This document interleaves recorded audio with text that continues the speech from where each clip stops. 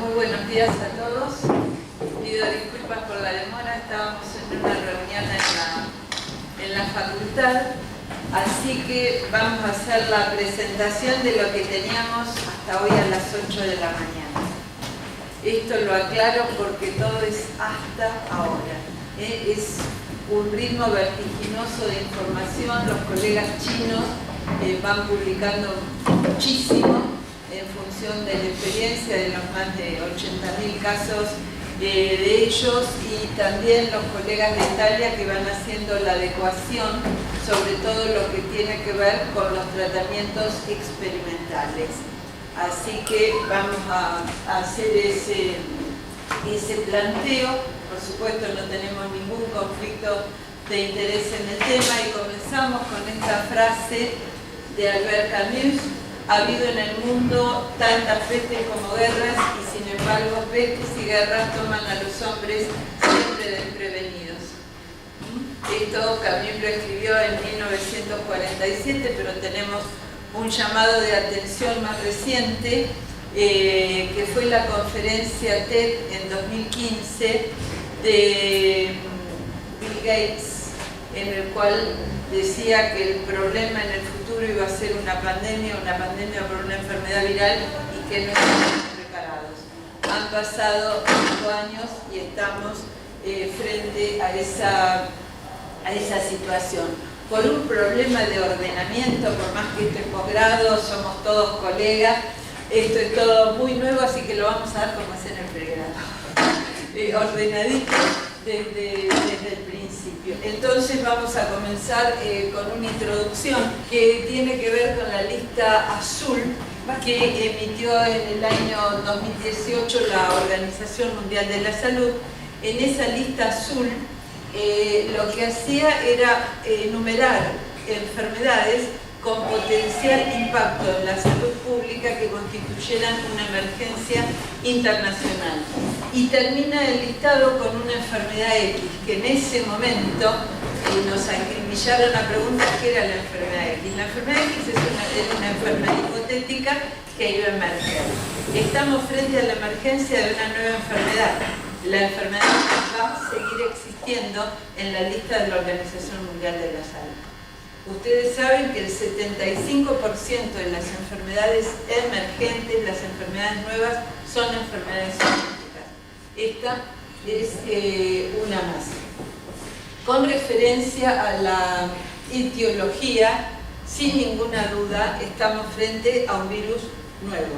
Esto lo remarco porque han estado circulando mensajes de WhatsApp, videos del farmacéutico virólogo Pablo Goldschmidt, en el cual asegura que esto no es nuevo, que estaba circulando, olvídenlo, toda la evidencia es fehaciente que estamos frente a un virus nuevo. Los coronavirus son virus RNA, son virus que están con nosotros y que tenemos contacto desde temprana edad.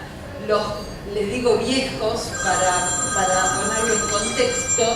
De los 4 coronavirus que habitualmente producen enfermedad, sobre todo en la edad pediátrica, tenemos 2 que son la causa del resfrío común. Es los chicos clásicos, como dicen las mamás, el agüita en la nariz, esa rinitis serosa, es producida por 2 coronavirus. Y tenemos otros 2 que, además de producir el resfrío común, producen infección respiratoria aguda baja.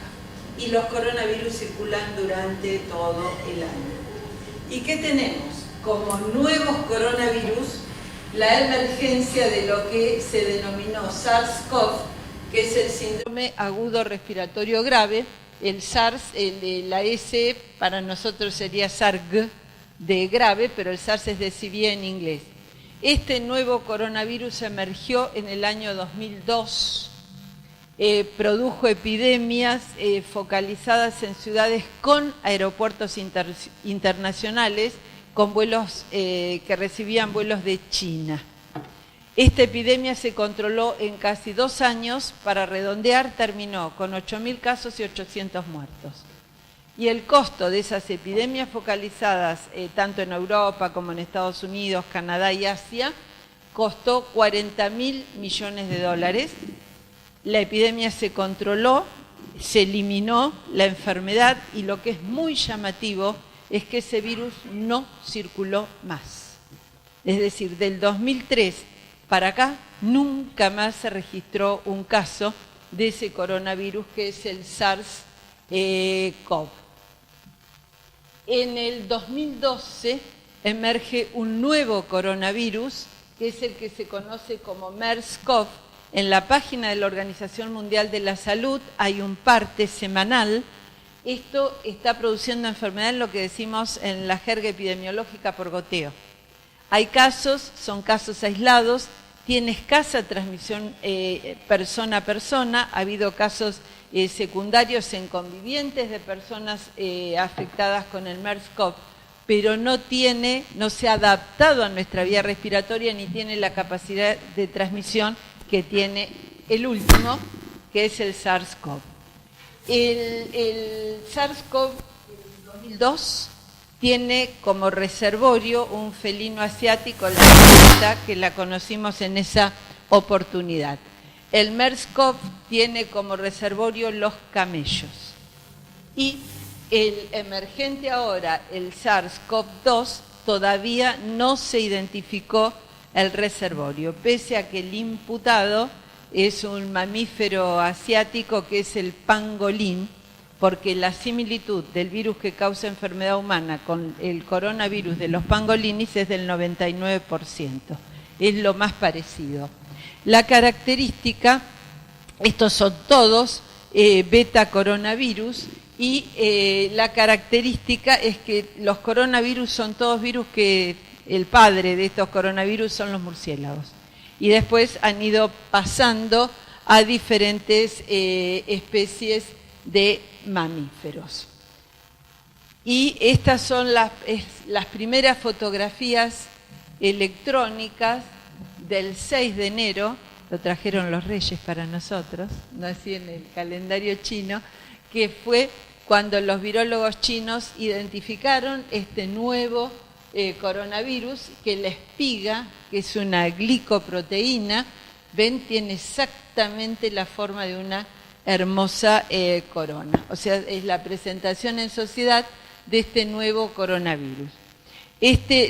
Todos los coronavirus, tiene una proteína de superficie, envoltura, membrana y nucleocápside y 6 proteínas accesorias. Y esta, que es la espiga, es la proteína de superficie, que es la glicoproteína, que es donde tiene, igual que los otros coronavirus, los epitopes de unión a la célula del huésped.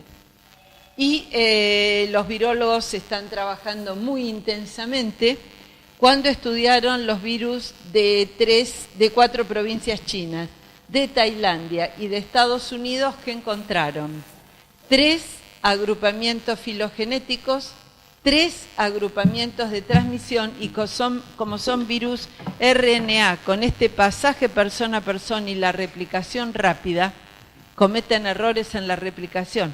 Entonces son virus que van modificando algunos aminoácidos. Esto tiene importancia porque es un virus nuevo, hay que estudiarlo, no se sabe hoy si tiene genotipos, si tiene serotipos, cómo va a ser la historia. Esto lo señalo con miras al desarrollo de una vacuna que todo el mundo lo primero que pregunta es: ¿tenemos vacuna? Las vacunas llevan su tiempo para ser producidas, vamos a ver cómo estamos ahora.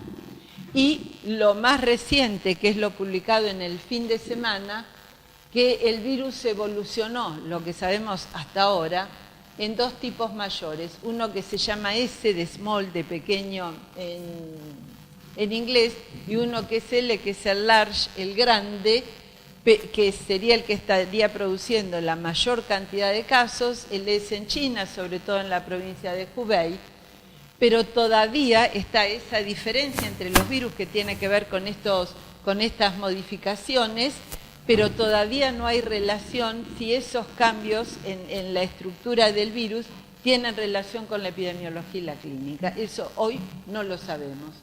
Identificaron 93 mutaciones en virus aislados Japón, Estados Unidos y Australia, y 8 en la espiga, en la glicoproteína. Interesan 3 porque están en el receptor de la unión a nuestra célula.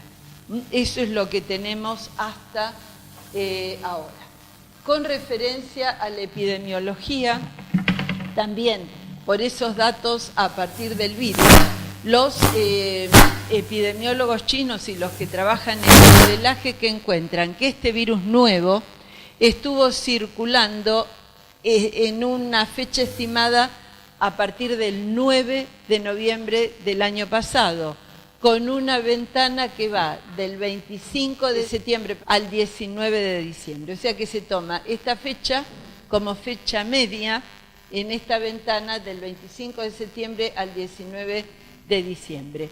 Y se produjo la primera gran cadena de transmisión interhumana en ese intervalo. ¿Y esto en qué resulta? En lo que tenemos aquí, que es el primer agrupamiento de casos que emerge porque se trata de un agrupamiento de casos de neumonía grave que requirió cuidados intensivos y que resultó negativa para todo el panel de virus respiratorios y los otros 2 SARS.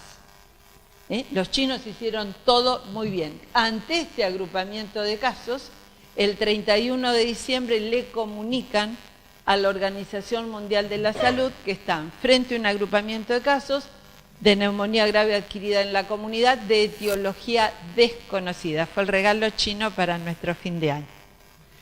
Y los chinos continuaron trabajando. El 6 de enero, como les decía, identifican el virus. El 16 de enero tenían desarrollada, que la pusieron a disposición del mundo, la técnica de diagnóstico molecular, la reacción de la polimerasa en cadena en tiempo real. El 30 de enero, la Organización Mundial de la Salud declara la emergencia internacional y ya con esta evolución, el 23 de enero China sella las ciudades. Es decir, indica el confinamiento social para algunos, cuarentena para otros y, por supuesto, la atención de los pacientes en aislamiento. Todos saben que construyeron 2 hospitales de 2.000 camas en 2 semanas, camas con respirador, con asistencia respiratoria para dar respuesta a la magnitud de la epidemia que se estaba desarrollando. Hasta ahora sabemos que la base de la pirámide, como en todas las enfermedades infecciosas, esto no es nada nuevo, el 80% de los casos son asintomáticos y moderados.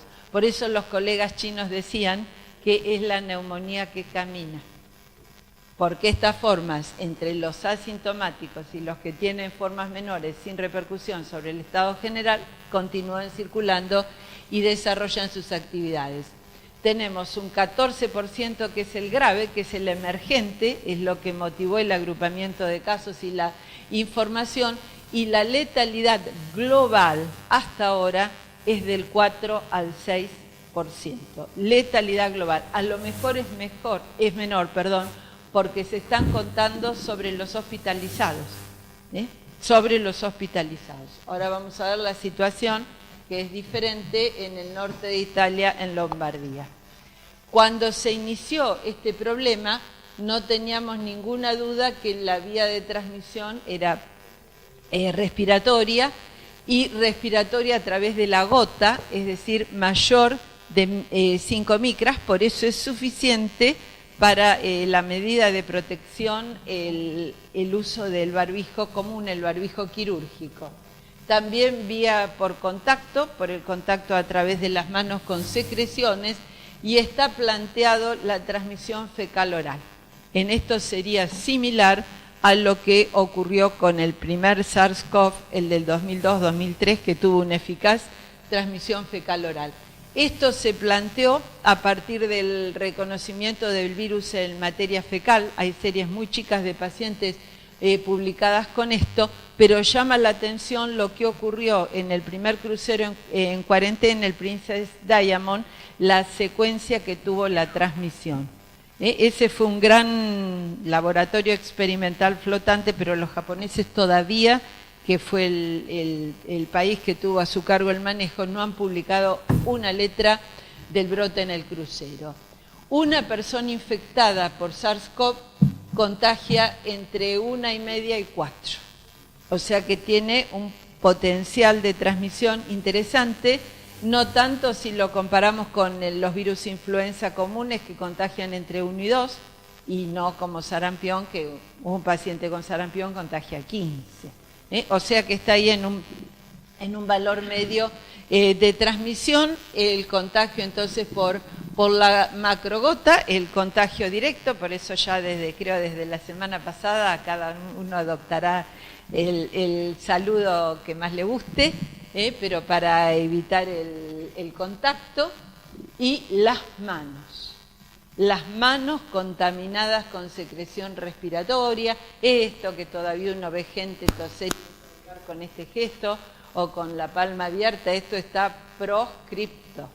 Parece que no nos educamos, no quedó el hábito de la pandemia de influenza del 2009 de toser protegiéndonos con el pliegue del codo. Lo que tocamos se contamina y podemos tener la contaminación inadvertida, que es, por ejemplo, apoyarnos sobre esta mesa y bueno, todo lo que sea liso mantiene el virus. No sabemos todavía cuánto tiempo.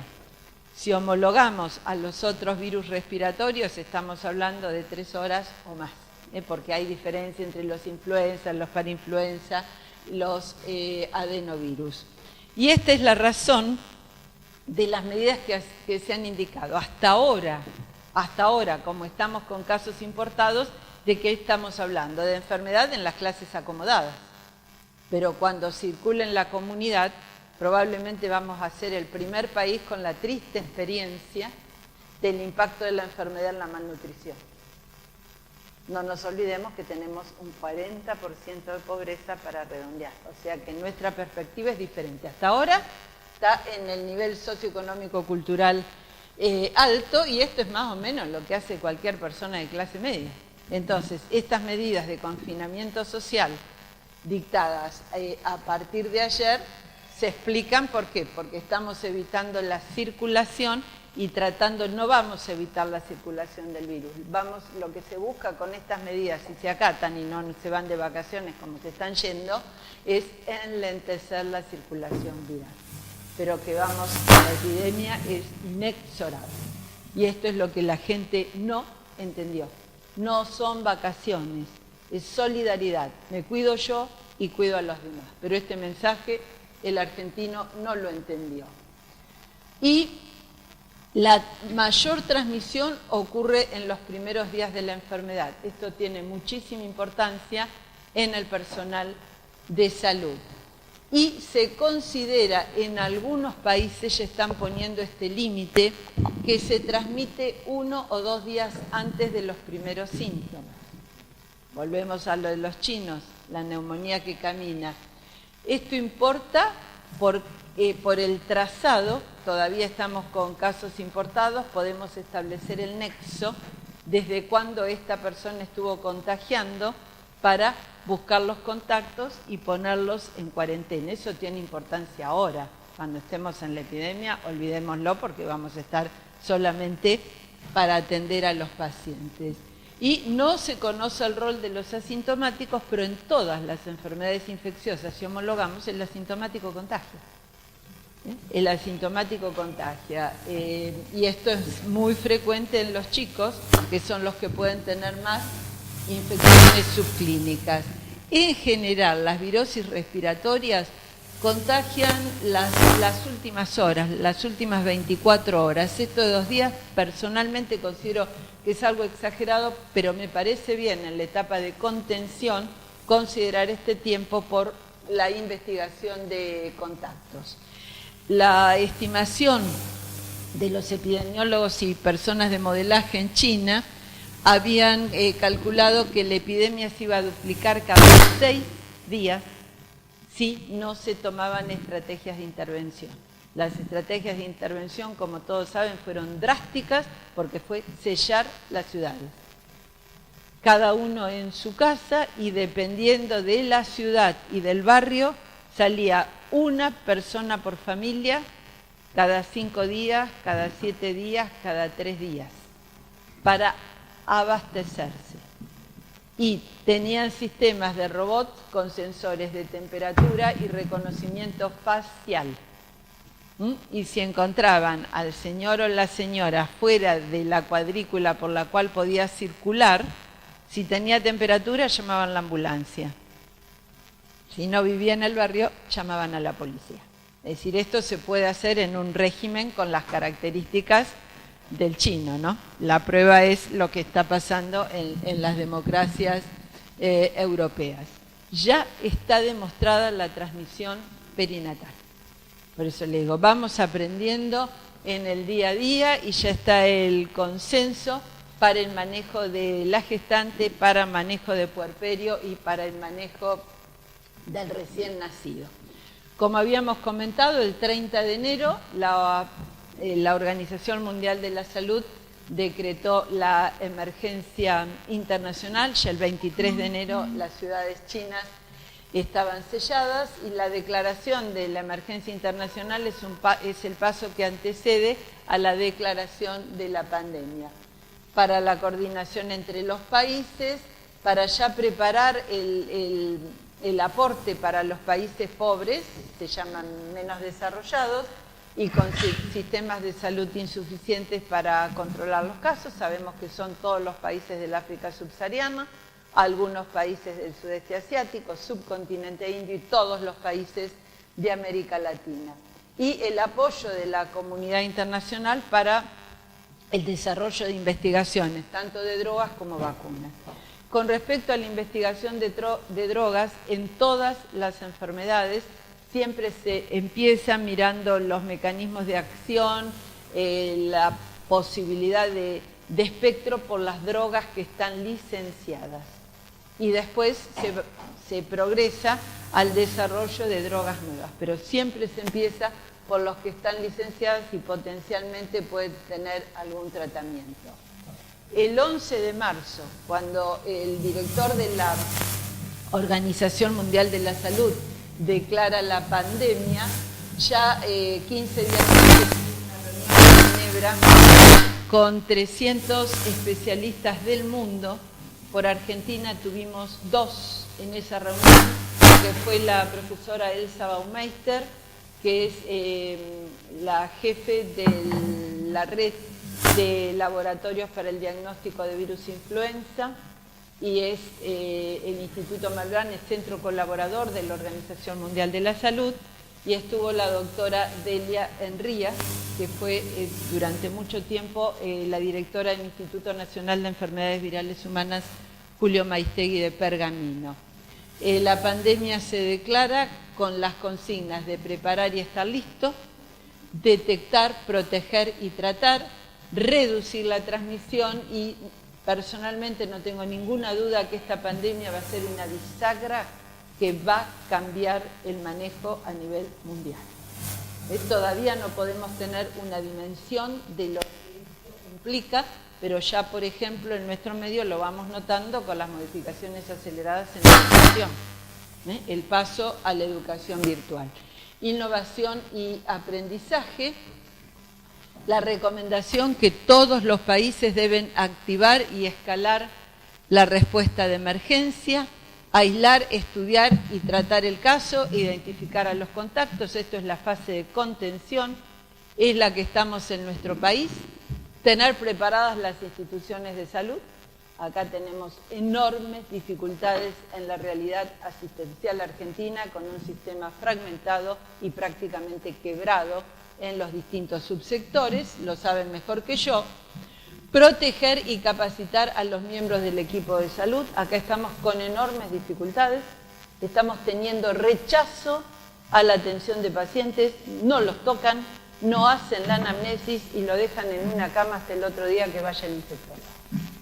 Esta es una conducta inadmisible y tiene un solo nombre, que es abandono de personas. Y esto nos está pasando. Y nos está pasando acá en la ciudad. Y esta consigna, que es fundamental, que los argentinos no la entendieron, que es cuidarse uno y para cuidar a los demás. No me infecto, de entrada no se infectan mis convivientes, o si todavía estoy prestando servicios, los compañeros de trabajo. Y los escenarios son países sin casos, van quedando poquitos, todos los días se van incorporando, países con los primeros casos, países con los primeros agrupamientos de casos. Nosotros ya estamos acá, agrupamiento de casos. ¿Por qué? Porque hemos tenido escape en la separación de los viajeros. Y Chaco es el mejor ejemplo.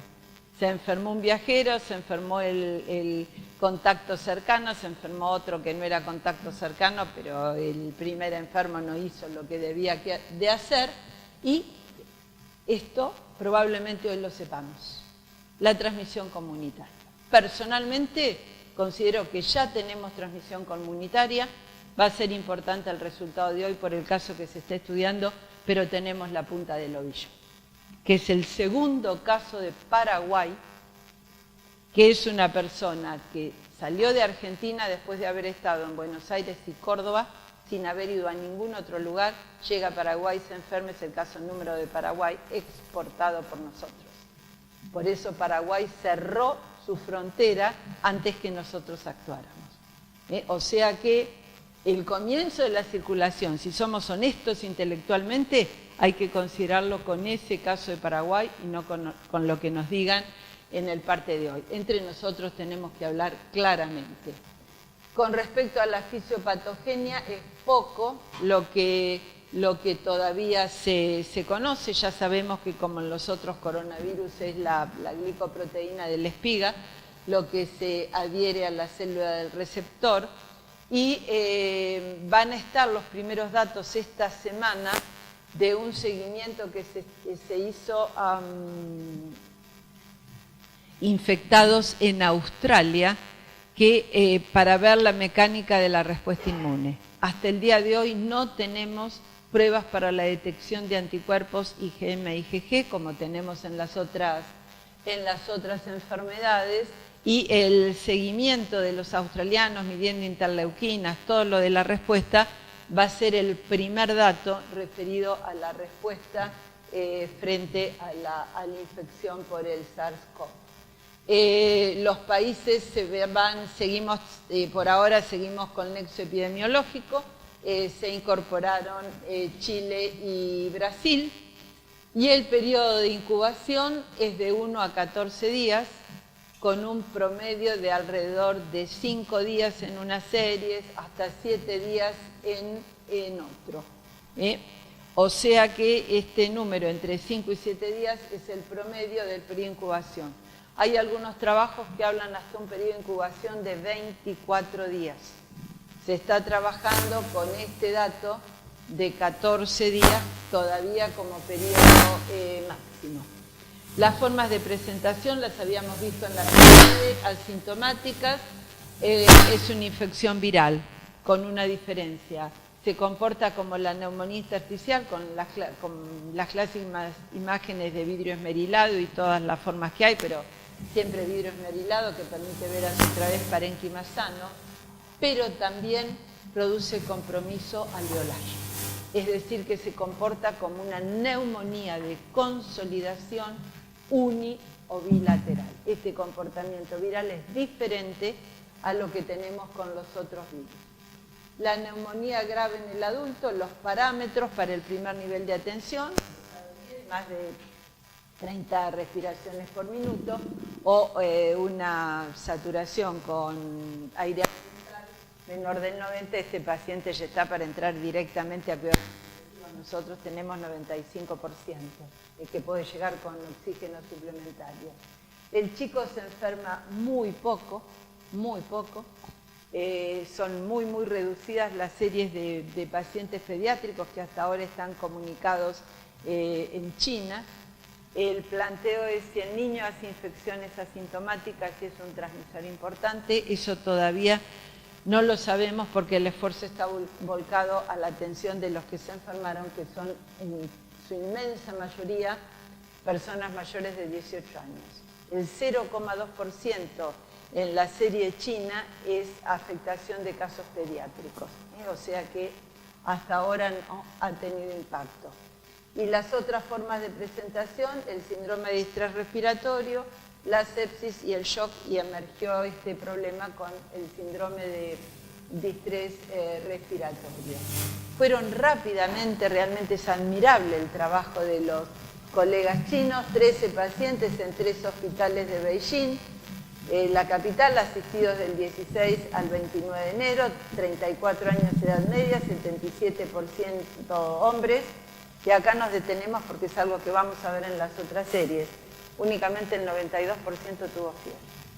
Ni siquiera la fiebre está presente en el 100% de los casos, ni siquiera la fiebre. La mayoría sin antecedentes, evolución favorable. La otra cosa, ellos lo siguieron a todos con tomografía axial computada. Cuesta mucho, hay 3 trabajos que muestran una radiografía de tórax. Esto lo digo porque uno realmente se siente minúsculo ante la forma de estudio. Acá tenemos series de 41, 99 y 138 casos.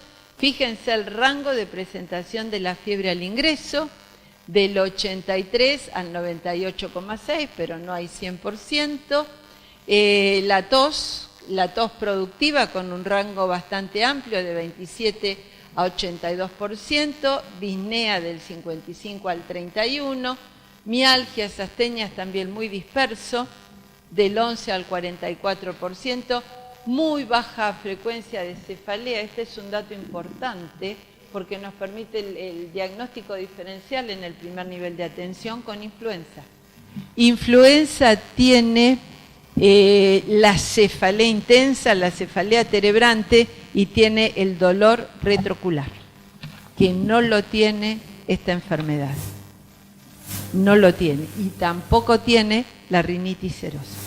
O sea que son 3 datos clínicos muy importantes para el primer nivel de atención cuando entremos en la temporada alta de virosis respiratoria, que seguramente con el pánico todo va a ser SARS-CoV y todo no va a ser SARS-CoV porque vamos a tener la circulación de los otros virus. Entonces ahí tenemos serie hasta 138. Una serie de 50.466 pacientes, fiebre 89%, tos el 72%, mialgia se mantiene alrededor del 40%, distrés respiratorio 15%, que es lo que habíamos visto en las formas graves ya en la pirámide, tomografía pulmonar patológica, formas graves 18%, y en esta serie de 50.500 para redondear, 4% de letalidad. Estamos hablando siempre de pacientes internados. En los chicos, del 8 de diciembre al 6 de febrero, los chicos menores de 1 año, solamente 9 chicos tenían una evolución de 1 a 3 días en la internación. 1 era asintomático, pero estos chicos que tuvieron clínica tenían convivientes entre 1 y 5 con la infección confirmada por laboratorio. Es decir, que el chico se enfermó cuando realmente la dosis inóculo era muy importante. Ninguno requirió asistencia respiratoria y todos tuvieron evolución favorable. Y esta es la última serie que publicaron el lunes, 72.314 casos en China, 44.672, que representa el 62% de ese total, fueron confirmados por la reacción de la polimerasa en cadena en tiempo real. En estos con confirmación por biología molecular, la letalidad fue del 2%, y en estos confirmados el 4% fue personal del equipo de salud. 1.716 miembros del equipo de salud y se murieron 5. Personal del equipo de salud tiene que extremar los cuidados de bioseguridad para la protección. Y el momento en que el personal del equipo de salud se contamina es al retirarse el equipo. Está cansado, quiere sacárselo rápido y es ahí donde más frecuentemente se comete el error. Entonces hay que tenerlo muy presente. En el 22% de los casos el diagnóstico fue clínico epidemiológico, no hubo muestras, trabajamos con el nexo. En el 15% fue solo clínico. en epidemia ya sabemos que se hacen las determinaciones hasta un límite. Y 889, que representan el 1%, no tuvieron clínica, fueron asintomáticos, y esto sí que es muy importante, están confirmados por técnicas de biología molecular. O sea que hasta ahora esta es la mejor serie que nos brinda un panorama ya con números muy importantes de cómo es el comportamiento de la enfermedad. Y con referencia a las formas de presentación, vean cómo se repite el cálculo inicial con la base de la pirámide. El 80% fueron formas leves y moderadas, graves el 14% y crítica el 5%. Si sumamos, estamos en el 20% que se planteaba de enfermedad grave en la pirámide, que esa pirámide es de enero de este año. Personal de salud infectado, el 4%. ¿Y cómo se hace el diagnóstico? El diagnóstico es epidemiológico y el diagnóstico, la parte epidemiológica de nuestro diagnóstico, ¿cuál es? El antecedente de viaje o conviviente de viajero. El diagnóstico clínico, cumplir con la definición de caso sospechoso. La fiebre, la tos, la odinia. Y los métodos auxiliares del diagnóstico tenemos las pruebas del laboratorio de rutina, imágenes y el diagnóstico virológico. ¿Qué tiene que hacer cada uno en el primer nivel de atención? Llámese consultorio, llámese servicio de emergencia, llámese visita, servicio de emergencia institucional o la visita a domicilio. La notificación inmediata por la vía más rápida. Hay que llenar de manera completa la ficha epidemiológica y se toma la muestra. La persona que está en domicilio, acá está perfectamente articulado acá y en otros municipios que tiene un excelente funcionamiento de SAME, toma el personal de SAME las muestras. Cuando ya está la consulta en el hospital, se toman en el centro de salud. Esta es la ficha epidemiológica que hay que llenarla de manera completa. El original de la ficha epidemiológica se remite con las muestras, que son de secreción respiratoria, obtenida con hisopo de Dacron. Una copia queda en la historia clínica y la otra copia va a epidemiología de la institución. Todo se carga por vía digital en el Sistema Nacional de Vigilancia de la Salud 2.0 y cuando está el resultado del laboratorio se carga en el Sistema de Vigilancia de Laboratorio. Los resultados para las muestras de Ciudad de Buenos Aires en general están tardando 24 o 36 horas, tardan más las que proceden del interior. Tengan presente que está todo centralizado en Buenos Aires hasta ahora, por lo cual puede haber una latencia de 3-4 días hasta tener los resultados. Inicialmente se comunicaron con conferencia de prensa, ahora ya se emite el parte diario que lo suben a la página alrededor de las 8 de la noche. El laboratorio de rutina, las descripciones que hay, fíjense, para hacer una infección viral, leucopenia únicamente en alrededor de 1 de cada 4 casos, linfopenia en el 63% y plaquetopenia alrededor del 5%, y como reactante de fase aguda, la láctico dehidrogenasa aumentada. La teleradiografía de tórax o radiografía de tórax anteroposterior en imágenes, que va a ser lo que vamos a tener accesible de rutina, y para los ricos quedará la tomografía axial computada. Las imágenes que conocemos común a cualquier infección viral o las producidas por bacterias que no tienen pared, como es Mycoplasma pneumonia, como es Clamidófila citachi, en las imágenes en vidrio esmerilado con cualquier forma. Las imágenes, la inmensa mayoría es todo por tomografía axial computada, ven lo mismo, las imágenes en vidrio esmerilado, y acá las imágenes de neumonía de consolidación.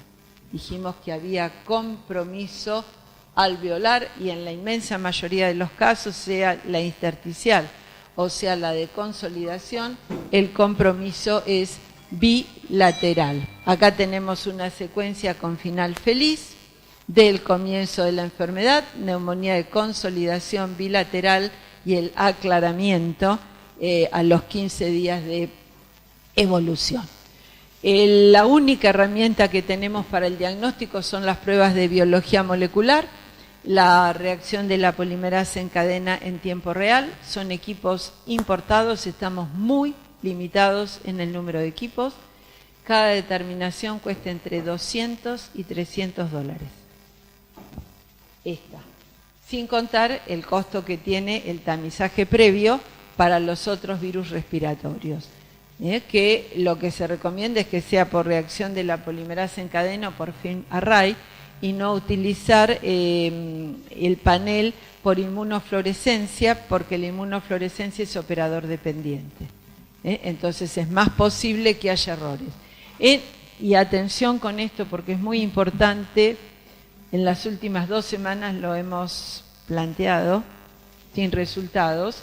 En el algoritmo nuestro se obtiene la muestra de secreción respiratoria, se utiliza el panel de virus respiratorios y si es positivo para un virus respiratorio, llámese influenza A, llámese influenza B, llámese parainfluenza, que son los resultados que hemos tenido en personas residentes acá en la ciudad, allí se para el estudio. Y están descritas las coinfecciones. Entonces, con eso podemos tener escape.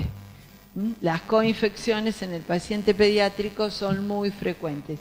Todo el diagnóstico está centralizado en el Departamento de Diagnóstico de Virus Respiratorios, que es la cabecera de la Red Nacional de Laboratorios para el Diagnóstico de Virus Respiratorios. El viernes, la profesora Elsa Baumeister es la profesora de Clínica Virológica en la Facultad de Ciencias Exactas. Estuvimos con ella en una actividad de extensión y volvimos a plantear cuándo vamos a abrir el algoritmo a continuar con la determinación para este coronavirus emergente, aunque tengan un virus respiratorio positivo. Y por ahora no es posible por la limitante en el número de equipos de que se dispone para la detección de este coronavirus. Se está recibiendo alrededor de 100 muestras por día el Instituto Malbrán. 100 muestras por día en esta etapa. Ya están los primeros datos de la histopatología, la afectación tanto en pulmón como en hígado como en corazón, pasa por los infiltrados plasmolinfocitarios en los tejidos y del caso sospechoso, que es sospechoso por clínica y por epidemiología en esta etapa, pasamos al caso probable, que es el que presenta una prueba positiva para pancoronavirus, pero negativo para los otros coronavirus. Esta muestra pasa a la etapa siguiente, que es la determinación de la prueba de la polimerasa en cadena específica para el SARS-CoV-2.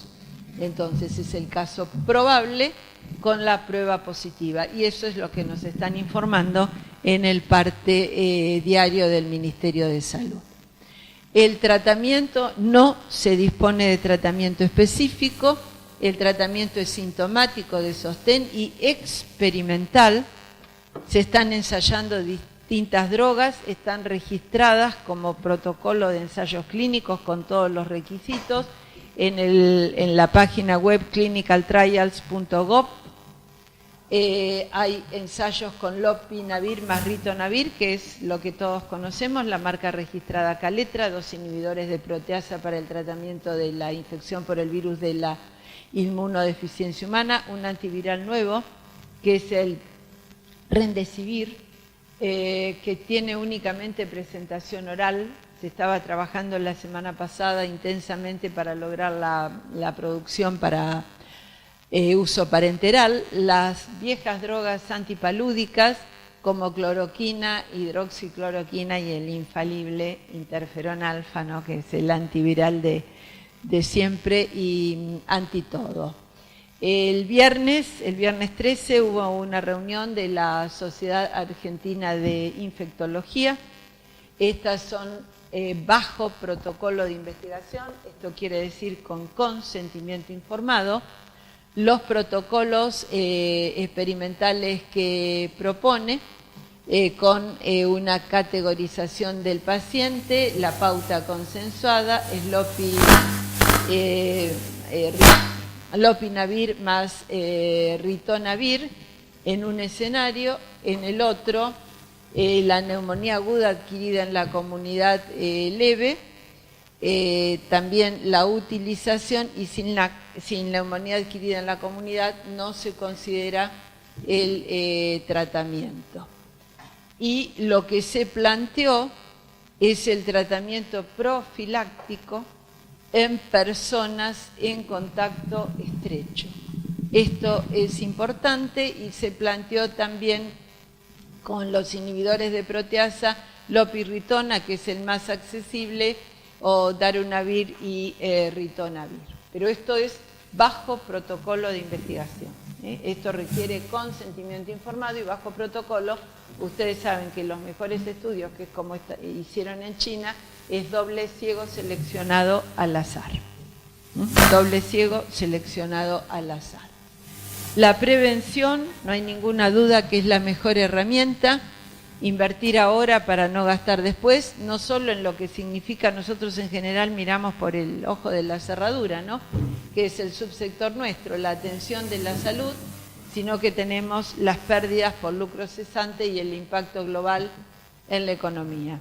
La higiene de manos es el pilar fundamental, con agua y jabón, con el alcohol gel, con la técnica reglada, que los niños lo aprenden desde el preescolar. En general los adultos no tuvieron esta oportunidad y no lo aprendieron, y muchos colegas tampoco lo saben. Y todavía tenemos colegas que cuando van nuestros alumnos de pregrado van a lavarse las manos y dicen, no, ¿para qué te los vas a lavar? Dice, González Ayala nos mata si no nos lavamos las manos. Y un colega docente le está diciendo eso. Entonces realmente tenemos enormes dificultades, aún dentro del equipo de salud. De tus manos depende la salud, no contagiemos al toser, estornudar, es la infografía que usamos desde hace años en la facultad para la comunidad. La higiene personal, que pasa por la higiene de manos, la higiene de superficies, brindarle información, la gotorada a la piedra, en esto tenemos que insistir. Y después ya vamos a los otros componentes en las 10 recomendaciones de la Organización Mundial de la Salud. Evite viajar si tiene fiebre y tos. Si tose o estornuda, esto es lo general. Si tiene más de 60 años, no vaya a lugares de concentración. Si no se siente bien, permanezca en su casa y llame al médico. La atención tiene que ser domiciliaria. Se debe evitar el traslado, se debe evitar la expansión del virus. La atención tiene que ser domiciliaria. Y me quedo en mi casa, pero ya me voy separando y con utensilios propios. Esto, obviamente, si la condición habitacional lo permite, y seguimos hablando de clase media y clase acomodada. La realidad de la mayoría de la población no es esa. Y si tiene dificultad para respirar, llame inmediatamente. Un colega con sentido del humor, esto le puso, en vez de las 10 recomendaciones de la Organización Mundial de la Salud, los 10 mandamientos. Así que, para que se acuerden lo que dice la Organización Mundial de la Salud: información, capacitación, higiene personal, higiene medioambiental, la higiene de las superficies, todas las superficies tiene que ser con el método de la higiene hospitalaria, doble balde y doble trapo. En el primer balde, ya saben, agua tibia con detergente en cantidad suficiente apenas para que haga espuma, y el segundo balde, agua a temperatura ambiente con hipoclorito de sodio, con lavandina, a una concentración final del 1 al 5%. Y ese trapo pasarlo bien húmedo para que sequen alrededor de 20 minutos. La lavandina es el mejor microbicida. Mata todo, diría mi mamá. Trabajar con el triage, esto en la atención médica, aislamiento del enfermo, estricto no tenemos. El aislamiento, como debe realizarse, en el mejor de los casos hay uno por institución de salud, excepto el Hospital Muñiz, que es el que más tiene, o 2 o 3 en algún efector del subsector privado. La cuarentena es para los que estuvieron expuestos y potencialmente están contagiados, y la cuarentena se mantiene por el periodo máximo de incubación de la enfermedad, que son 14 días. De esta manera se está trabajando en esta fase de contención con los viajeros. Y el confinamiento social es lo que está indicado en su primer grado desde ayer. Es decir, nos quedamos en nuestras casas, circulamos lo menos posible. Y esto es lo que los argentinos no entendieron. Se están yendo a la costa. Ustedes caminaban ayer por el centro, las terrazas, todo, estamos de vacaciones. En Italia, cuando emergió el problema en el norte, ¿qué hicieron? Es el norte rico, el motor de Italia, se fueron al sur. ¿Qué lograron? Sembrar la infección en Italia, y Italia ya desde el fin de semana también, igual que China, está sellada. No entra ni sale nadie, excepto estos vuelos que se van a hacer de evacuación, el corredor de evacuación. Las estrategias para la contención de la transmisión tienen que ver quedarse en su casa. Si hay que trasladarlo, tienen que ser con los cuidados, el paciente con barbijo y la protección del personal de ambulancia. En el hospital hacer el triage, idealmente como durante la pandemia, tener un consultorio separado con ingreso aislado para la circulación del febril respiratorio, y en la comunidad que no queda otra medida que el confinamiento social, que puede tener distintas gradaciones. Evitar el agrupamiento, la distancia de personas, 1,5 metros a 2, es lo que recomiendan los Centros para Control y Prevención de Enfermedades. En esto apoyamos esa recomendación, no tocarse cara, boca, ojos y nariz, y bueno, la protección de mucosas y la higiene de manos. En el hospital el triage, el campo facial o el barbijo, según lo que vayamos a hacer. Si la persona que va a tomar la muestra de secreción respiratoria o la persona que va a intubar un paciente, ahí es cuando usamos la máxima seguridad, que es la utilización del barbijo N95, el protector facial. Son las situaciones en las cuales vamos a utilizar el barbijo N95. ¿Qué dificultades tenemos? Hay problemas, además del incremento importante de los precios, en la provisión de barbijos y en la provisión de alcohol gel. Y el incremento acá todavía se consigue, pero hay provincias que ya están pensando en confeccionar los barbijos, porque no tienen posibilidad de comprarlos. ¿Por qué no se ofrecen? Bueno, en el traslado ya lo comentamos, la higiene de manos, el uso de guantes, barbijo quirúrgico, lavarnos las manos después de retirarnos los elementos de protección, la protección facial y las prácticas seguras en intervenciones de otro tipo. Bueno, la gráfica de lo que conocemos, y el barbijo de alta seguridad. Cuando usamos barbijo, el barbijo tiene que estar bien puesto. No onda anestesista con el barbijo acá. Eso y nada, no gastemos un barbijo. El barbijo tiene que estar bien colocado en la tira superior, tiene que estar ajustado de modo que no haya filtración y, por supuesto, cubriendo la nariz. Y los de alta seguridad únicamente para esos procedimientos. Y esto es lo que recomienda la Organización Panamericana de la Salud, que ha provocado estado de catalepsia en los directores, por paciente y por día.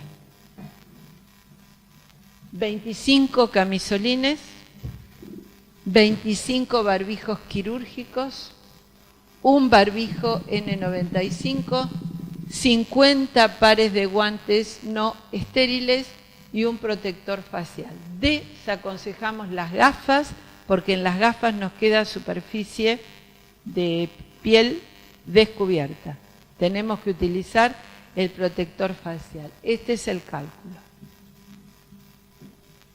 Por paciente por día. Son pacientes que no están internados menos de 15, 20 días. Bueno, esto es para ir pensando la realidad que vamos a enfrentar. El crucero, el Diamond Princess, estuvo en cuarentena, cerró con 705 casos sobre 6 muertos, decenas de millones de personas en cuarentena en China, ahora está pasando lo mismo en los países de Europa. El 16 de marzo 2020 se terminó la epidemia en la ciudad de Wuhan, que es la madre de la pandemia. Volvemos a invertir ahora para no gastar después. Los costos en China, hasta ahora que controló la enfermedad, son de 280.000 millones de dólares. En 3 meses, si lo comparamos con los casi 2 años de los 40.000 millones de dólares de la pandemia de la epidemia 2002-2003. El impacto es tremendo en la economía y en las finanzas. La buena noticia de hoy es que se empezó el ensayo de fase 1 de una vacuna que se llama mRNA 1723, desarrollada por los Institutos Nacionales de Alergia y Enfermedades Infecciosas de los Estados Unidos, bajo la dirección de Fauci. Se inició el lunes la fase 1 con 45 voluntarios sanos de 18 a 55 años, con un esquema de diferentes dosis, una vacuna de 2 dosis, con un intervalo de 4 semanas entre primera y segunda dosis, y el estudio se está haciendo en el Instituto Kaiser Permanente Washington de Seattle. En esta vacuna, para pasar a la fase 1 de humanos, que es un número, siempre es un número inferior a 50 voluntarios, por tratarse de un procedimiento acelerado de acuerdo a las recomendaciones y requerimientos internacionales, se salteó la fase de investigación animal. Es la primera vez que en una vacuna se saltea la fase de investigación animal. Se va directamente a esto que es la fase 1 de experimentación humana. Si esto funciona, no antes de 1 año y medio podrá haber resultados. O sea, para aquellos que están con un ataque de entusiasmo, que esto lo vamos a solucionar con vacuna o con nuevas drogas, como nos enseñaron nuestros maestros, con los pies en la tierra mirando el cielo. Servirá a futuro, pero esto se juega y se maneja con las medidas que tenemos, que son las medidas básicas de higiene personal y de separación. No tenemos otra posibilidad. También esta pandemia ha generado una pandemia de miedo al otro, a la enfermedad desconocida siempre. Es la condición humana, tememos a lo desconocido, a una crisis financiera repentina y general. Esto, los datos ya de consultoras y de estimaciones de distintos países señalan esto como que va a haber un periodo de depresión. Y como comentario que tenemos, que se aprendió de la epidemia del SARS del 2002-2003, pero de manera insuficiente, y también se aprendió de manera insuficiente de la pandemia de influenza de 2009, porque si hubiéramos aprendido no tendríamos que estar volviendo sobre las medidas higiénicas, el lavado de manos, cómo toser, cómo estornudar.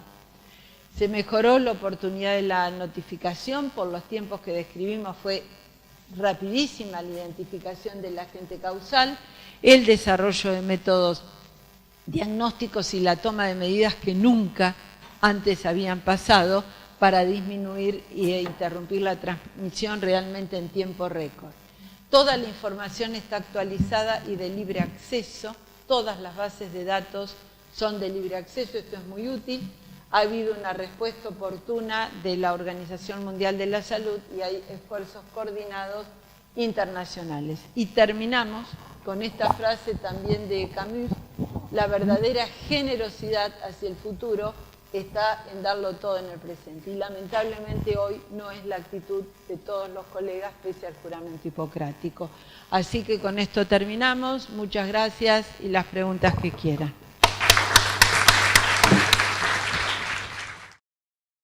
Muchísimas gracias por su exposición. Había mucho más gente interesada en escucharla, pero hemos limitado la audiencia justamente como una contribución a la no diseminación de la pandemia. Yo tengo 4 preguntas para hacerle, capaz que son demasiadas, pero bueno. Una es, usted habló de contagio oral. Quería ver si podía profundizar un poco más en qué significa contagio oral y de paso decir qué pasa con el contagio sexual. ¿Le digo todas ahora o de a una? No, está bien. Vamos a contagio. Está la sospecha que puede haber transmisión fecal oral. La transmisión fecal oral, como en todos los otros microorganismos, digamos salmonela, virus de la hepatitis A, virus de la hepatitis C, ¿cómo es? Alimentos contaminados o manos sucias que llevamos a la boca. Eso es una hipótesis. Eso hoy, la transmisión fecal oral, es una hipótesis. Lo que sabemos es la transmisión por las macrogotas, la transmisión por contacto y la transmisión madre-hijo. Esas son las 3 vías. Hasta ahora no hay nada confirmado de transmisión fecal oral, es una sospecha fuerte, y ni de transmisión sexual. Hasta ahora. Muy bien. Y si quien prepara la comida tose en la comida, o sea, está enfermo y tose, la ingestión de ese alimento... Sí, bueno, eso no está medido, pero el que trabaja debe trabajar con la bioseguridad de la cadena alimentaria. El procesador de alimentos tiene que trabajar con cofia, con barbijo y con guantes. Eso es lo que se debe.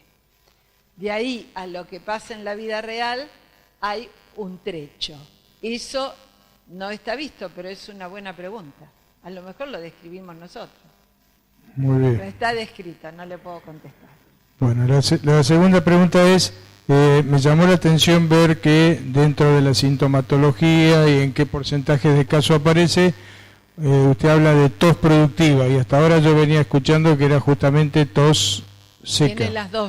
Tiene las dos, tiene tos productiva y tos seca. Por eso cerramos en tos 70-80% de los casos. Tiene la tos productiva cuando tiene el compromiso de consolidación alveolar, igual que cualquier otra neumonía. Lo que pasa es que este es viral. Muy bien. Tercera pregunta. Más allá del barbijo del N95, no el personal de salud, sino la gente en general, ¿en qué casos debería utilizar un barbijo común? No tiene indicación. El uso en la comunidad, en eso disentimos enormemente a través de las sociedades científicas cuando la federación, no sé cómo se llama exactamente, farmacéuticos, recomendó el uso del barbijo. Tenemos que hacer un uso muy racional de los barbijos porque son recursos finitos. Si los acapara la sociedad, ¿qué nos queda para los miembros del equipo de salud cuando tengamos que utilizarlo? ¿Ustedes vieron los requerimientos por día? Sí. Están llamando a licitación y no se están presentando ni para barbijos ni para alcohol gel. No sé si les ha pasado. Entonces, bueno, nosotros, como miembros del equipo de salud, tenemos que ser orientadores. Para el barbijo quirúrgico, ustedes saben también como yo, ¿cuál es la vida útil del barbijo quirúrgico? 30 minutos, 20, entre 20 y 30, ¿por qué? Porque se humedece. Entonces, ¿qué sentido tiene ponerse el barbijo e ir a caminar por 8? O subirse al micro, ninguno. Tenemos que hacer un uso racional de los recursos y en eso insistir, porque está el entusiasta del barbijo. Y después nos pasa que no lo vamos a tener para los que lo necesitan, que son los miembros del equipo de salud, y para ponérselo al paciente. Muy bien. La cuarta y última pregunta. Como usted dijo, en el día de ayer en Wuhan se festejó la aparente cura del último paciente. Bueno, a mí me llamó bastante la atención y me dio bastante envidia ver cómo estaban equipados todos los que festejaban. O sea, me da terror pensar cómo estamos presentados nosotros, ¿no? Cómo estamos preparados para recibir todo esto. Pero digo, todo esto fue producto de cerrar el país, aislarlo, confinar a un montón de gente. ¿Cómo se supone o cómo tiene previsto, usted sabe cómo tiene previsto seguir Wuhan con la actividad? O sea, porque en algún momento... En muchas provincias, incluso en la capital primero, ya reiniciaron la actividad. Lo que está emergiendo, que es un interrogante y ya hay distintos datos, tanto en Japón como en China, son personas que se curaron y se dan el alta. En esos países se extremaron las precauciones, se da el alta cuando la persona, después de no tener manifestaciones clínicas, tiene 2 hisopados negativos separados por 3 días. 3 días de intervalo, prealta, un hisopado, 3 días de intervalo, segundo hisopado, da negativo por la prueba de biología molecular, se da el alta. ¿Qué está pasando? Pasó en Japón y ahora pasó en China. Hay personas que a los 20 días vuelven con sintomatología, con fiebre de alrededor de 39 grados, es lo que está comunicado hasta ahora, y reiteran la clínica. Entonces esa es una pregunta que no podemos responder. ¿Qué pasó? ¿Es una enfermedad bifásica? Como puede pasar en la hepatitis A, en la época que teníamos hepatitis A. ¿Es una enfermedad bifásica o se reinfectó? Hoy no tiene respuesta, pero eso ya es una espinita. Es una espinita de cómo va a seguir la historia, porque no tenemos conocimiento de cómo es la respuesta inmune. Entonces hoy los 2 planteos en esa situación es enfermedad bifásica, reinfección. No tiene respuesta. Pero ténganlo en perspectiva. ¿Se supone que crea inmunidad o no? No sabemos nada porque no está medida la respuesta inmune. Ahí estamos como cuando vinimos al mundo. Vamos en el día a día, por eso es importante el estudio de los australianos. Pero hoy eso no tiene respuesta, doctor. Y ahora puedo contestar más cosas que cuando empezamos con esto a principios de febrero. Les digo, por eso ha sido muy acelerado el conocimiento. Sí, doctora. ¿Cuál es su opinión con respecto a lo que está haciendo Inglaterra? Tienen un primer ministro que es un personaje absoluto. ¿Conocen las declaraciones de Boris Johnson? Dijo que se inmunicen. Está como mi abuela, cuando nos llevaban a que tuviéramos varicela u otra. Es demencial.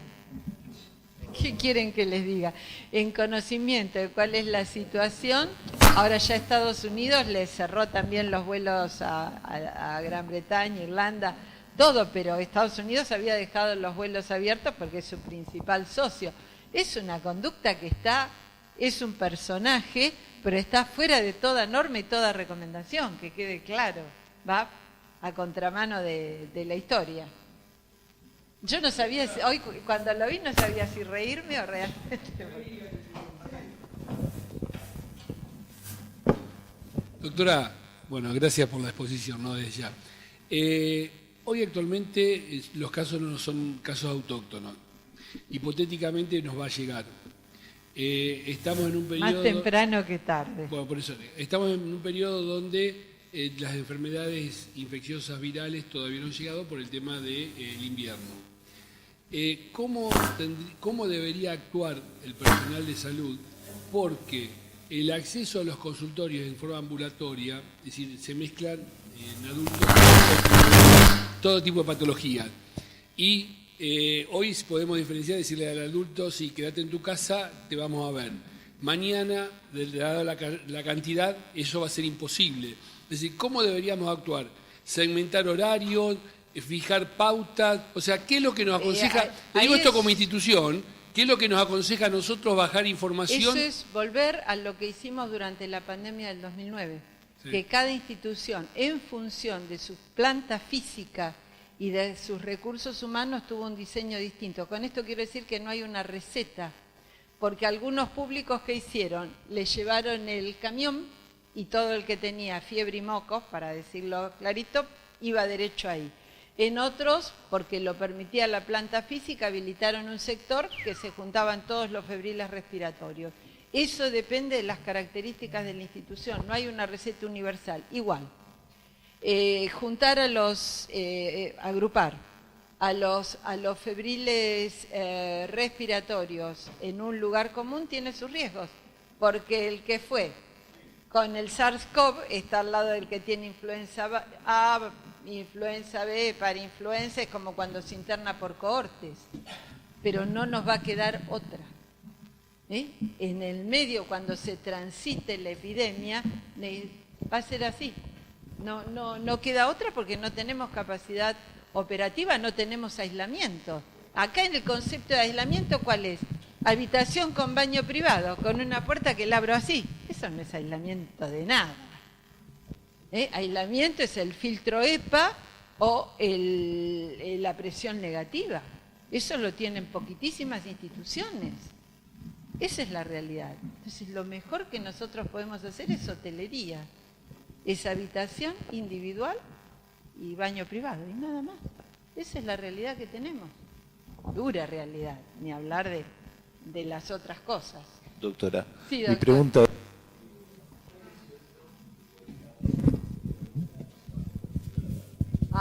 Bueno. Eso les puedo mandar. Hizo mucho ruido en el fin de semana porque algún cardiólogo entusiasta habló de la fisiopatogenia. Ya ahí está el dictamen de la Sociedad Argentina de Cardiología, de la Sociedad Europea de Cardiología, que por ahora es mantenernos como estamos. Yo eso con todo gusto se los puedo mandar. Y ayer acá hubo una reunión en el Hospital San Juan de Dios de los cardiólogos con el profesor de farmacología, con Gustavo Marín, y acordaron bajar los decibeles y seguir las directivas nacionales e internacionales. Por ahora, todo es por ahora. Se continúa la persona el tratamiento con el hipertensivo que esté tomando. No hay cambios, porque si no ya salían corriendo a comprar alguna. No. Dejemos los decibeles porque vamos a tenernos en qué entretenernos. Sí.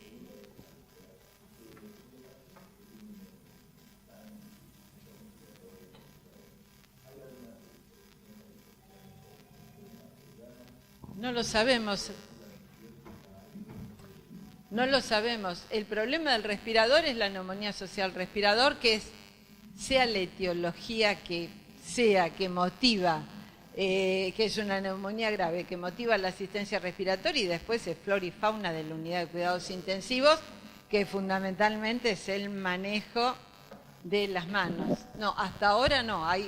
Por supuesto, en todas las series está descrita infección asociada al cuidado de la salud, pero tiene que ver con la ecoepidemiología de la unidad de cuidados intensivos. Les diría que no se diferencia en nada. Extremar los cuidados para evitar la neumonía asociada a ventilador. Muchísimas gracias por la presentación. ¿Cómo se imagina el escenario en el invierno? Pues, digamos, ya que vamos a iniciar una nueva evidencia epidemiológica. Antes del invierno me lo imagino en días, cuando se empiecen a presentar los casos. Somos argentinos, va a ser un descontrol. Y vamos a tener de todo, de todo. Entonces, por supuesto, va a ser mucho más complicado cuando entremos con la prevalencia de los otros virus respiratorios. Los colegas que atienden adultos tienen un poquito más de margen, Pero en pediatría empiezan en la segunda quincena de marzo los parainfluenza, que es la fiebre, tosecita, la rinitis. Después viene el sincicial y después vienen los influenza. En pediatría tenemos esa secuencia. Ustedes parainfluenza también tienen, pero en general son cuadros afebriles, porque son las laringotraqueitis muy molestas, pero la persona está bien. El punto es que la laringotraqueitis tose. Y sabemos que no todos tienen fiebre.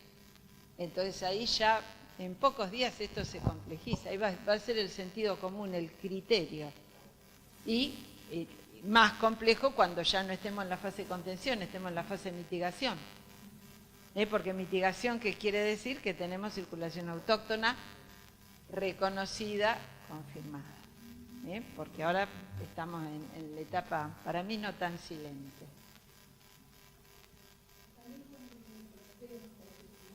Sí, esto lo recomendado en todas las infecciones virales, que esto en pediatría está clarísimo, pero no en los colegas de adultos, es el paracetamol. Sin ninguna duda. Vienen las virosis respiratorias, ustedes no pueden usar ibuprofeno ni ninguna otra cosa. ¿Por qué? Porque los virus influenza, ¿qué posibilidad de evolución tienen? Al síndrome de Rett, a la hepatitis fulminante y la encefalopatía. O sea que los colegas de adultos tienen que incorporar el paracetamol, que no tiene el mismo efecto rápido para disminuir la fiebre que el ibuprofeno, pero nos da más seguridad en cuanto a la evolución. Así que en eso es una asignatura pendiente que tienen los clínicos.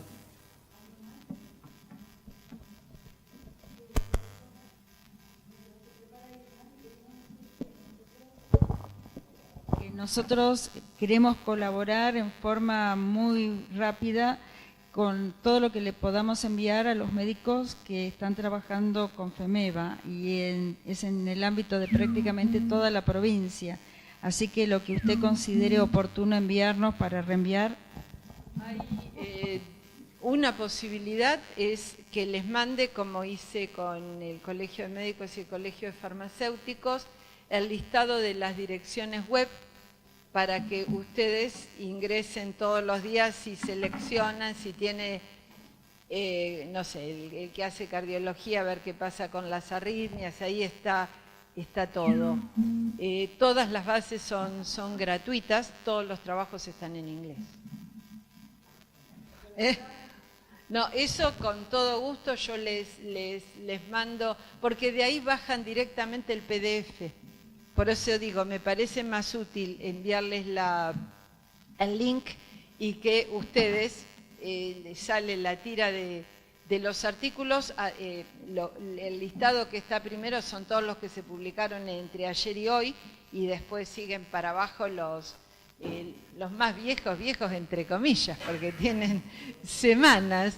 Pero pueden hacer eso y cada uno ir buscando en función de la especialidad. Hay de cardiología las arritmias, de gastroenterología la presentación de las manifestaciones diarreicas, las otras manifestaciones gastrointestinales. Así que eso, la obstetra, qué pasa con el consenso de embarazo y puerperio, en fin, ahí tienen absolutamente todo. Así que sí, con todo gusto. También lo vamos a poner en la página de la facultad. Así que es bueno estar inquieto y seguir la evolución, ¿no? Y la página web del Ministerio por las recomendaciones. Tenemos que respetar, seguir las recomendaciones nacionales. Y después, cada uno, los que tengan consulta en consultorio, organizar el consultorio en cuanto a la disponibilidad de turnos, el número de personas en la sala de espera, tienen que empezar a ver el todo. Eso es importante. Por esto y porque vienen los virus comunes. No, barbijo únicamente frente a la atención del caso sospechoso. Se va a complicar cuando entremos en temporada de virus respiratorio. Y hay no sé si lo vieron, hay un videíto del Washington Post del lunes, hoy es miércoles, del lunes, que representa muy... ¿Hoy es martes? De ayer entonces, perdón, de ayer. un dibujito con unos puntos que representa muy bien qué pasa. ¿Ese lo tienen? Porque ese es muy expresivo, cómo se logra, cuando se disminuye la circulación de personas, ir enlenteciendo la circulación viral para que no desborde lo asistencial. Así que eso, si lo tienen, bueno, si no lo circulamos, eso está muy bueno, porque eso hasta todos lo entienden, exactamente.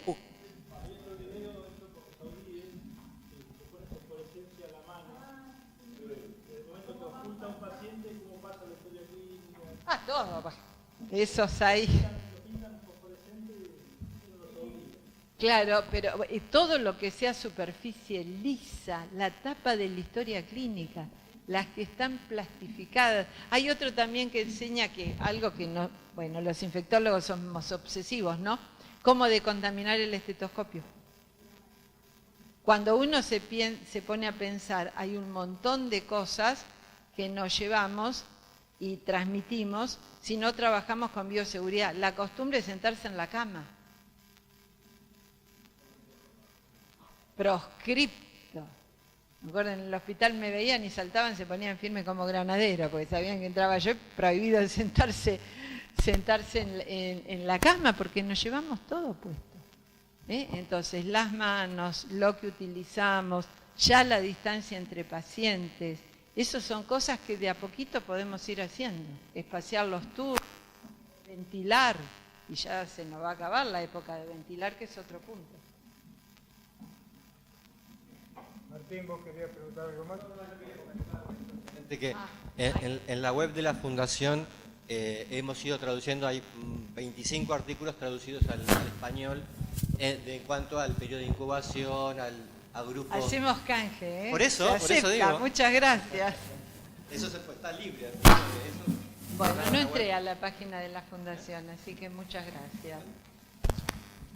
Mi consulta es si por ahí no cree que deberíamos ser un poquito más heroicos en la medida de no ver a nadie en la calle, parar el país, es demasiado extremado.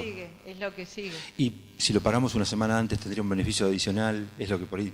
Es que somos argentinos, es muy difícil organizar las cosas. Si nos dicen hay circulación y se ve en 2-3 días cómo aumenta el número de casos, yo creo que eso puede ser una inyección de toma de conciencia, que no puede ser de pánico. Y porque ahora todavía, yo lo que les digo es, miren Italia, en 2 semanas se incendió Italia y la epidemia empezó en el norte, donde están los mejores hospitales de Europa. En toda la zona de Milán, los mejores centros asistenciales están en el norte. En 2 semanas los italianos dicen, nada, ¿qué me va a pasar? Bueno, lo que les pasó, ¿y qué hicieron? Lo mismo que están haciendo acá.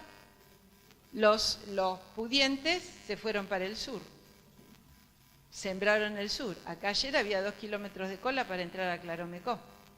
Se van a Pinamar. Y el intendente le dijo, no vengan porque está todo cerrado.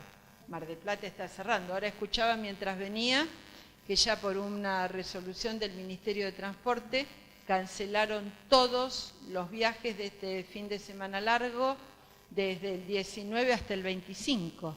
Eso es lo que hay que evitar. Eso es una indicación también, ¿no? De llevar el virus a lugares donde no está.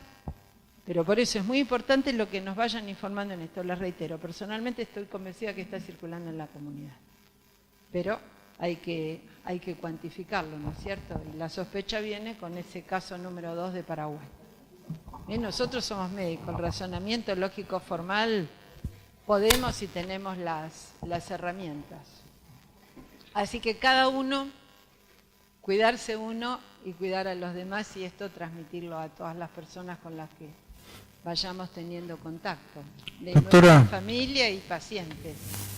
Yo tengo una pregunta adicional a raíz de lo que acaba de decir y todo. Nosotros acá en FEMEVA estamos tratando de tomar las decisiones lo más racionalmente posible, conscientes también de que el parate de la economía no deja muertos por coronavirus, pero deja muertos y heridos por muchas otras cosas, o sea, sobre todo en una economía que cada vez anda peor, o sea, que el riesgo país está en el doble. Mucha economía informal. Claro, con mucha economía informal y demás.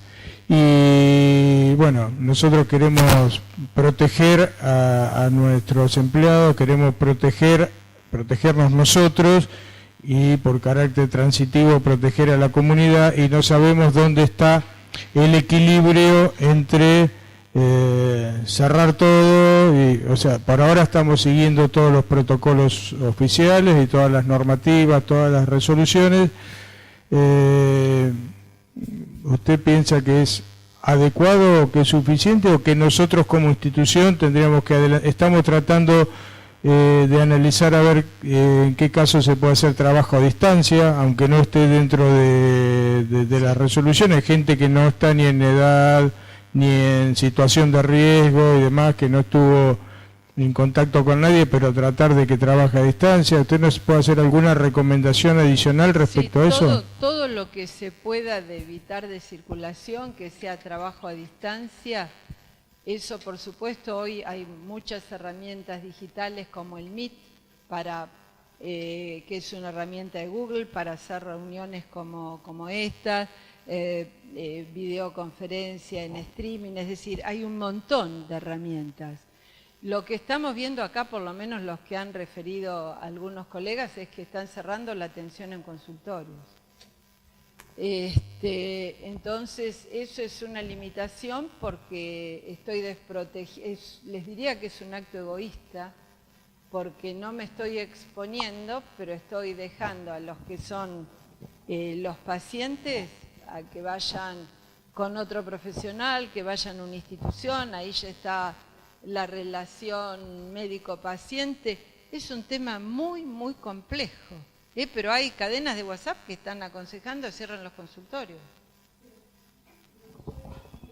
Cierre de consultorios para control, para, digamos, para ese tipo de cosas, eso cierran, pero para lo que es un control y no relacionado con esta patología. Pero no la atención, eso queda a criterio de cada uno, realmente, pero los que atienden, hay cosas que nos exceden, por ejemplo, los que atienden pacientes de PAMI, que es grupo de riesgo, que los hacen ir cada mes a buscar recetas. ¿Por qué no hacen la prórroga de lo que son tratamientos, por eso les digo, nos excede a nosotros, lo que son tratamientos prolongados, y le dan por 3 meses y ese señor, o como estaba pasando con las colas bajo la lluvia para cobrar? No, entonces se dan cuenta que hay cosas que nos exceden como médicos, que tiene que haber disposiciones que nos faciliten la tarea. Nosotros estamos mandando notas a las obras sociales solicitando que se tomen resoluciones de ese tipo, fundamentalmente IOMA, que nosotros atendemos a 1.200.000 beneficiarios, y que no los haga ir inútilmente a los consultorios. Claro, pues todavía no sabemos qué es lo que va a pasar con el transporte, porque estaba anunciado para ayer a la tarde las resoluciones. Lo único que hay hasta ahora es esto de la suspensión de los viajes por este fin de semana largo, y nos falta todo lo demás, porque ayer ya pasó que redujeron la frecuencia, entonces la gente en el Constitución La Plata viajó más hacinado que nunca. Entonces eso no tiene sentido, es absolutamente contraproducente. La gente va a trabajar y tiene menos frecuencia. Hay que ordenarlo, pero no pasa por ninguno de nosotros.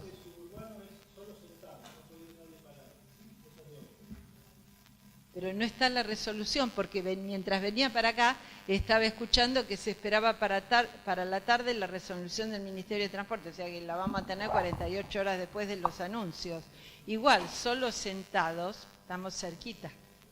Pero inclusive, ¿cómo se respeta solo sentado? Porque va a venir un colectivo para 40 asientos y va a haber 100 esperando, que se van a matar para subir al colectivo. Y los que quedan, ¿qué pasa? Espera el próximo, no sé, por eso, vamos a ver. Hay cosas que si no hay un cierre total, son muy difíciles de implementar. Pero el paso siguiente es el cierre total. Ahora estamos con esto es confinamiento social. Y después vamos al confinamiento social, que es extremo, que es sellar, es el cierre. Muchísimas gracias, doctora.